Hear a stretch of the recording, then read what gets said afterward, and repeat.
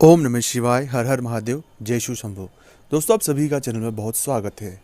आपकी बुद्धि किस व्यक्ति ने बांध दी है? आपका किसी काम को करने में मन नहीं लगता, आपका दिमाग कुछ भी चीज़ें सोच नहीं पा रहा है, बस वो एक ही जगह एक ही नकारात्मकता में बहुत डूबा हुआ है। उसे बहुत डर लग रहा है, उसे बहुत भय लग रहा है। मन किसी भी काम को करने में बिल्कुल भी नहीं लग रहा है। हम थोड़ा तो कोशिश कर रहे हैं, एकदम हम शून्य हो चुके हैं। जो चीज़ें बहुत बेहतर लगती थी अब वो ख़राब लगने लगी है। ऐसा लगता है कि किसी चीज़ से हमारा मन उठ गया है, कुछ नकारात्मक, कुछ बुरा हमारे दिमाग में चल रहा है।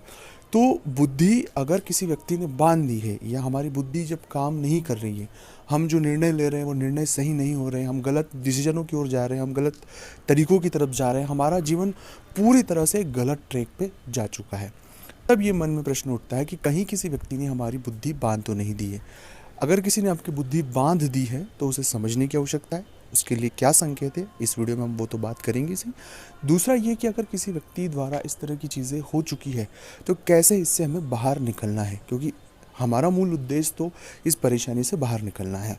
तो जब कभी भी आप किसी काम में बार बार करने के बाद सफलता न मिल पाना, चीज़ों को लेकर बहुत एफर्ट लगाने के बाद भी परिणाम न मिल पाना, चीज़ें बहुत नकारात्मक जाना, जो लोग हैं वो बार बार धोखा देना, हम बहुत जल्द जिन पर विश्वास कर रहे हैं वो लोग हमें धोखा दे रहे हैं, हमारे साथ ऐसी सिचुएशनें हो रही है कि कोई अपना नहीं है। बुद्धि न तो विवेक से कोई डिसीजन ले पा रही, ना कुछ समझ पा रही। सब चीज़ें देखने के बावजूद भी हम सही नहीं देख पा रहे। जब कभी भी ऐसी परिस्थिति किसी भी जातक के जीवन में होती है, तब बहुत हद तक जो चीज़ें मैं आपके साथ साझा कर रहा हूँ उन्हें समझने की आवश्यकता है।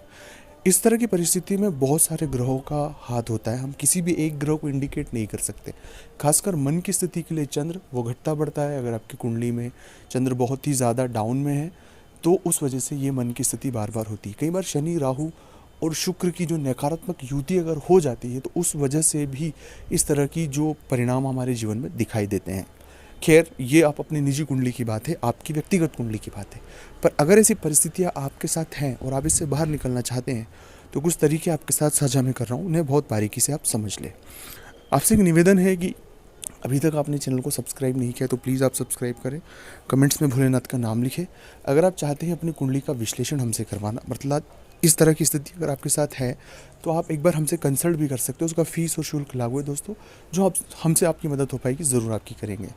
ऐसी परिस्थिति है तो आपको 2-4 चीज़ों पर फोकस करना है। सबसे पहली बात है, 2 से 3 घंटे आपको मौन रहना, मौन व्रत शुरू करना होगा। मौन व्रत करने का तरीका ऐसा है कि आप अपने शांत होकर अपने गुरु मंत्र का जप करें।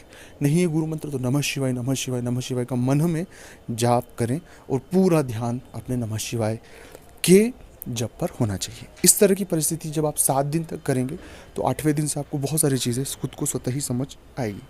दूसरा प्रयोग आपको ये करना है कि आप बजरंग बाण का पाठ करें, क्योंकि कहीं ना कहीं हमारे इर्द गिर्द एक नकारात्मक ऊर्जा हमने खुद ने क्रिएट करके रखी है।